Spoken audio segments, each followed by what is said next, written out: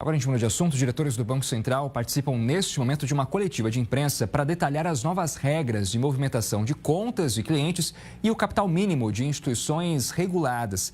Essas regras foram aprovadas em conjunto entre o Conselho Monetário Nacional e a diretoria do Banco Central. Vamos então acompanhar ao vivo. Vários benefícios e redução de custos, ganhos de escala.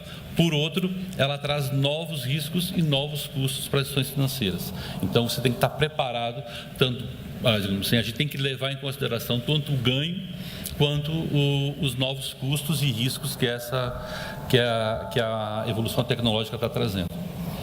E como esses valores do capital mínimo, eles foram sendo instituídos em diferentes momentos do tempo, o que acaba acontecendo é que é difícil de você ordenar as instituições e entender aquilo como um processo, tipo, uma instituição simples é a porta de entrada para o investidor começar a desenvolver uma instituição de sistema financeiro, e aí ele vai evoluindo de acordo com a complexidade, novos serviços agregados, até chegar a um banco, né?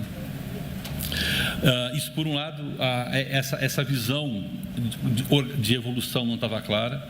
Segundo, a gente tem uma questão de arbitragem regulatória, porque, por vezes, a mesma atividade ela pode ser desenvolvida por dois tipos de instituição, sendo que os capitais mínimos são diferentes, o que gerava uma escolha dos investidores por um ou por outro, né?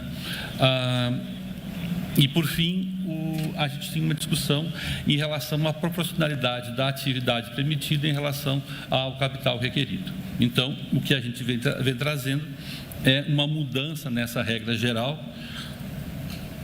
de forma a enfrentar esse conjunto de coisas que eu tentei resumir aqui.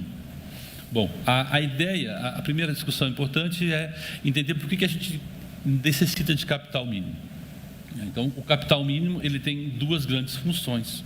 Uma delas é fazer com que a instituição tenha, já no início, antes de ela começar a operar uma atividade, tenha recursos suficientes para garantir não só o início da operação, mas a perpetuação daquela operação no tempo, por um lado, e por outro, trazer mitigar o risco moral, ou seja, o investidor ele tem que perceber que é importante que ele tenha foco no cumprimento das regras e de uma gestão de risco adequada, porque o risco, o capital dele vai estar em risco.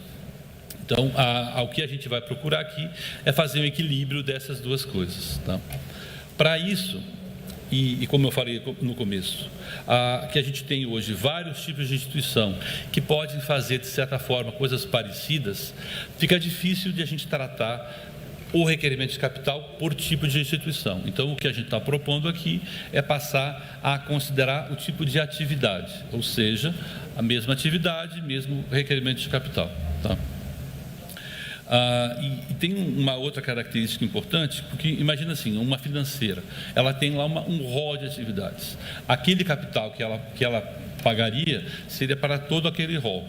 Nessa proposta, a gente só vai ter requerimento de capital para o rol que efetivamente ela utilizar, e não para todas as atividades que ela pode executar, tá?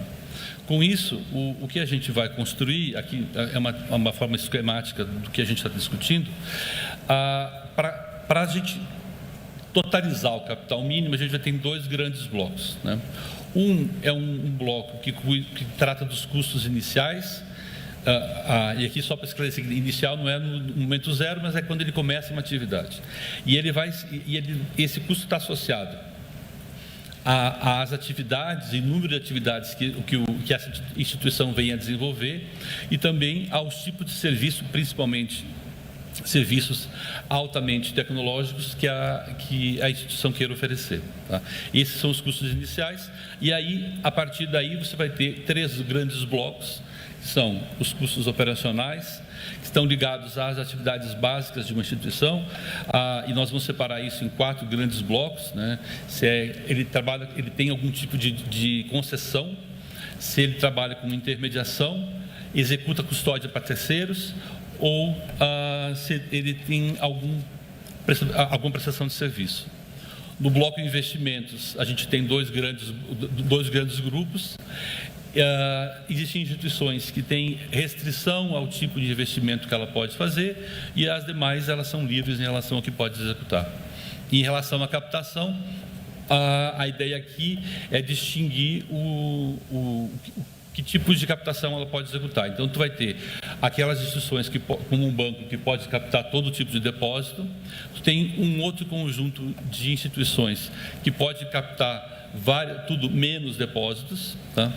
Aí depois tu tem um bloco que tem como fonte de captação recursos institucionais e, por fim, aqueles que operam basicamente com recurso próprio.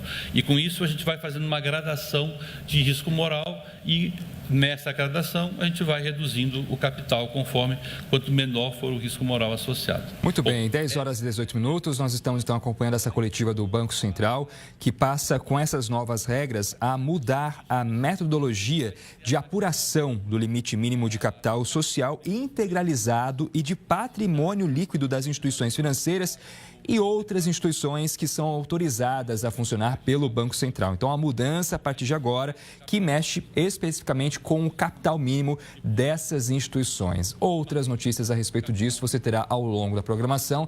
A gente estava ouvindo aí o Gil Neuvivan, diretor de regulação do Banco Central.